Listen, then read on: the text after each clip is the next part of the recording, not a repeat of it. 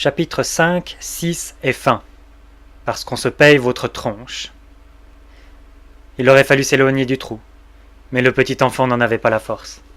Il n'en avait pas l'envie, surtout, ni l'intérêt. Mourir ne l'inquiétait plus.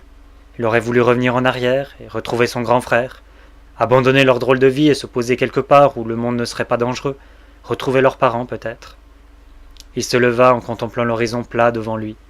Le soleil était encore haut et le monde paraissait totalement inconscient de tout ce que le petit enfant venait de traverser. On dit que les enfants connaissent la vérité. Le petit sut intérieurement qu'il ne lui restait plus qu'à continuer son chemin, peu importe où cela devait le mener. Il souleva ses os et se mit à marcher, sans but ni raison d'être, comme un mort, mais vivant.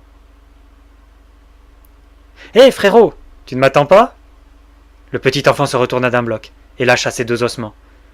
Retrouvant soudainement toutes ses sensations et son inépuisable soif de vivre, il vit son frère qui s'extrayait du trou. Il était couvert de blessures, couvert de sang, mais il respirait et souriait. Le petit enfant se jeta sur lui et le serra dans ses bras. « Tout doux, lui dit son grand frère avant de reprendre son souffle.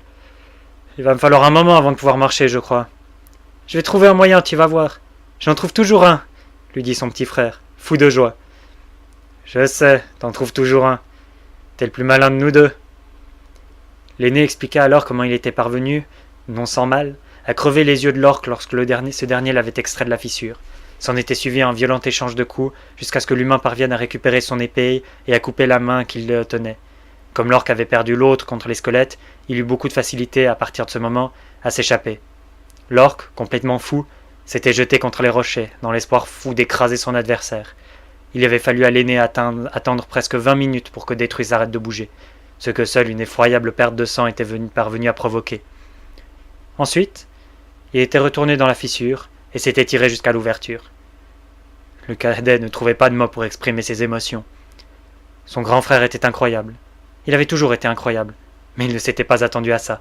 « Je crois que je vais pouvoir me déplacer, en fait, » dit l'aîné, en se soulevant avec l'aide de son petit frère. C'était à peine vrai, dans la mesure où il parvint tout juste à poser un pied au sol et à sauter avec l'aide de son cadet. Mais c'était suffisant pour l'instant. « Et maintenant, petit frère ? Et maintenant, grand frère ? Avançons tout droit, on verra bien. » Et ils commencèrent à cheminer. Mais après un certain temps de silence, le grand frère lâcha le mot de la fin. Une pensée qui lui restait d'avant même qu'il ne mette le feu à ce fameux château ce jour-là. « Tu sais, petit frère, faudrait vraiment qu'on te trouve un nom un jour. Un vrai nom, je veux dire, pas un faux pour les combines. »« À toi aussi, grand frère, à toi aussi, » lui répondit le petit en rigolant, tandis qu'ils se dirigeaient tous deux vers l'horizon. Fin. Vous vous attendiez à quoi ?